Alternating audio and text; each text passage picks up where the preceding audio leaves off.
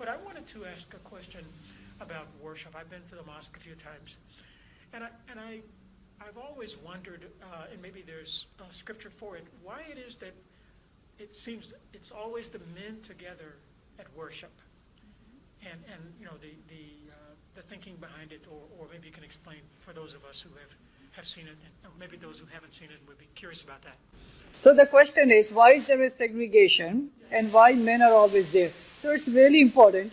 Both males and females are given the obligation to pray or worship 5 times a day. For men, it's more of an encouragement to go to the mosque and pray, because Muhammad, peace be upon him, he said, there will be 27 times more reward if you go to the mosque and pray.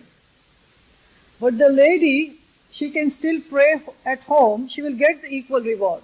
The men, they have to go in the water, the rain, the hail, the snow to go and pray, and she can just pray in the warmth of her home. She will get equal reward. Because again, the responsibilities are different.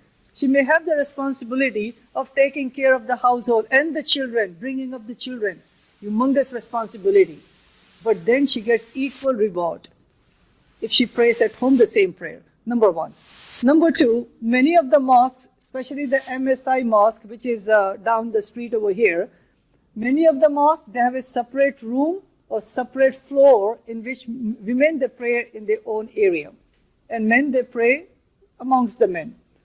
The reason there is segregation is because Prophet Muhammad, peace be upon him, who we take as the last prophet and the role model, in his mosque, there was segregation. Men pray amongst men, women pray amongst women, but they all follow the one imam who's in the front, the leader in the front. So we are following his example. But then scholars, they say there is segregation because there is a wisdom behind it. I mean, since you came to the mosque, you may have seen we Muslims, we pray literally shoulder to shoulder, touching each other as we pray. You know, human being humans, our biological background, our psychological background, you know, just imagine a pretty lady sitting next to you, full of perfume and makeup, and touching your shoulder, and now your concentration would be there or there. Just human psychology, right? Come on. And same thing to the ladies. If a handsome man, like him, right, standing next to you, our mind may be somewhere else.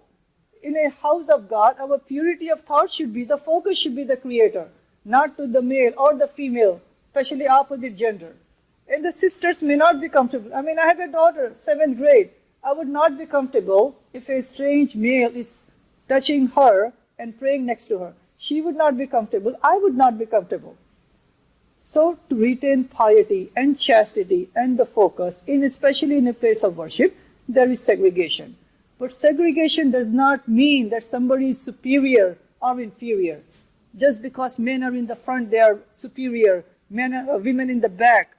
You know, many a mosque, by the way, in the MSI mosque, in different mosques, they pray at a higher level, the women.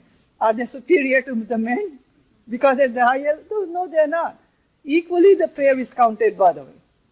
And again, number 4 and lastly, many of the Jewish Orthodox synagogues and Greek Orthodox synagogues, they also have separation.